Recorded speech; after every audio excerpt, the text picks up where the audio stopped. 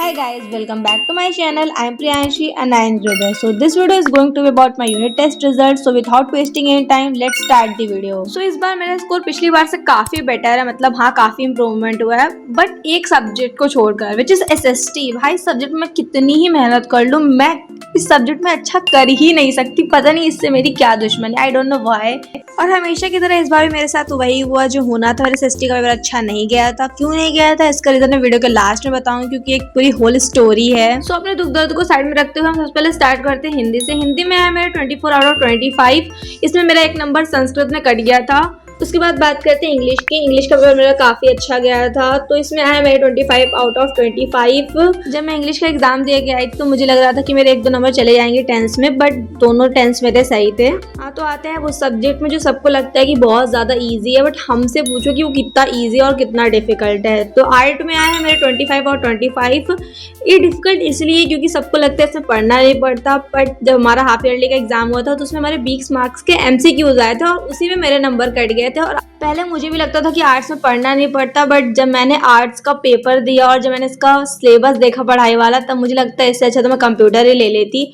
पर ठीक है, अब ले लिया है तो खैर कुछ हम कर नहीं सकते इसमें। इसके बाद बात करते हैं मेरे फेवरेट सब्जेक्ट साइंस की। आई मीन फेवरेट तो नहीं, पर मुझे पढ़ने में अच्छा लगता है just because of Samriddhi ma'am. इसमें है मेरे 24 आउट ऑफ 25। तो इसमें मेरा एक नंबर पता है कहाँ पे कटा, मॉलिक्यूलर मास निकालने को आया था। तो मैंने पता है उसमें प्लस करने की जगह ना मैंने उसमें ना इंटू करके चली। आई मीन क्या है भाई, दिमाग मेरा घास चलने चला गया था क्या उस मोमेंट पे। मैंने ना प्लस करके ही लिखा था अपनी एग्जाम कॉपी में, पर लास्ट मोमेंट में मैंने इसमें इंटू करके पता नहीं कैसे आंसर निकाल दिया। पता नहीं, खैर छोड़ो, अब जो हो गया सो गया। इसके बाद आते हैं अपने सबसे डिफिकल्ट सब्जेक्ट में विच इज मैथ। मैथ में है मेरे 25 और 25 which is really a good score for me. इस बार का पेपर थोड़ा टफ आया था क्योंकि MCQ वगैरह मुझे इस बार थोड़ा टफ लग रहे थे। इसके बाद आते हैं सबसे घटिया सब्जेक्ट। आई मीन वो घटिया नहीं है बट मेरे लिए तो है, मतलब मैं कितनी ही कोशिश कर लूँ, इसमें इतिहास गवाह है, मेरे अच्छे नंबर नहीं आ सकते। भाई मैं कितनी ही कोशिश कर लूँ, पर भगवान भी नहीं चाहते कि इसके अच्छे नंबर आए SST में। तो SST में है मेरे 21 आउट ऑफ 25। मेरा SST का स्कोर अच्छा तो नहीं है, पर मैं इसमें कुछ भी नहीं कर सकती। तो हुआ ये कि हमारा जिस दिन SST का पेपर था उस दिन हमारा मैथ्स का भी पेपर था। तो मैथ्स का पेपर हमारा फर्स्ट मीटिंग था और SST का पेपर हमारा सेकंड मीटिंग था। तो मैथ के लिए हमें 3 घंटे दे दिए, जो यूजुअली 2 घंटे दिए जाते हैं, बट उस दिन हमें 3 घंटे दिए गए थे। लेकिन हमें ये इन्फॉर्मेशन दी ही नहीं गई कि जो तुम्हारा सेकंड मीटिंग पेपर होगा उसमें तुम्हारा जो ड्यूरेशन होगा वो कम दिया जाएगा।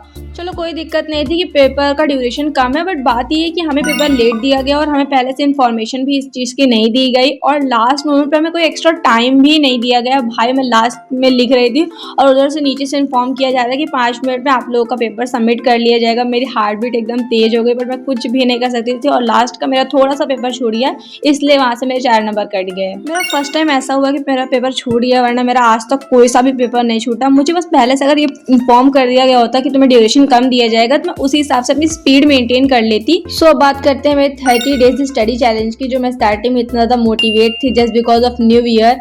मैंने ये चैलेंज ले लिया था, पर अब मुझे लग रहा है कि ये चैलेंज मेरे औकात के बाहर जा रहा है, क्योंकि भाई इसको कंप्लीट करना रियल में काफ़ी टफ है। क्योंकि जो सिलेबस में अभी तक पूरा कंप्लीट नहीं कर पाया उसको 1 महीने में करना, तुम समझ रहे हो कितना ज़्यादा डिफिकल्ट काम है।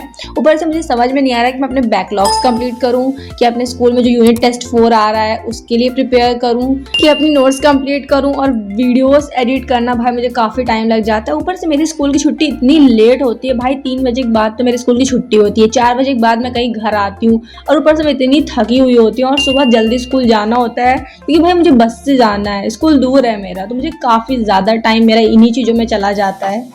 मेरे पास एक कमेंट आया था समिष्ठा का कि आप अभी किस बैच में और क्लास 10th में कौन सा बैच ज्वाइन करोगी। तो अभी प्रेजेंट में मैं न्यू 2026 बैच में इनरोल हूँ जो PW का है, और क्लास 10th में भी मैं उड़ान 2027 बैच लूंगी PW का, यानी कि जो भी बैच PW लॉन्च करेगा। ओवरऑल मैं अपनी पूरी पढ़ाई क्लास 9th की PW से कर रही हूँ और क्लास 10th में भी अपनी पूरी पढ़ाई मैं PW से ही करूँगी। और मैं बहुत जल्द सारे चैप्टर्स के नोट्स प्रॉपर्ली अपलोड कर दूंगी चैनल पे, क्योंकि मेरे नोट्स तो मैं धीरे धीरे कंप्लीट कर रही हूँ, पर बात ये है कि उनको एडिट करने का टाइम मेरे पास बिल्कुल भी नहीं है इस टाइम पे। मैं धीरे धीरे सब कुछ अपलोड कर दूंगी अपने चैनल पर। बात ये है कि टाइम मैनेजमेंट मेरे से बिल्कुल भी नहीं हो पा रहा है, क्योंकि मुझे ना सारे काम फ़ोन से करने होते हैं। बात करें एडिटिंग की, बात करें ब्लॉगिंग की, बात करें अपनी स्टडीज़ की, मतलब हर एक काम मुझे अपने फ़ोन से करना होता है। इसलिए थोड़ा डिस्ट्रैक्शन वगैरह होता है, यूट्यूब में शॉर्ट्स स्क्रॉल करना हो जाता है, रील स्क्रॉल करना हो जाता है। Alright guys, that's all for today's vlog. I hope you like this vlog. मिलते हैं नेक्स्ट वीडियो में, तब तक के लिए बाय बाय।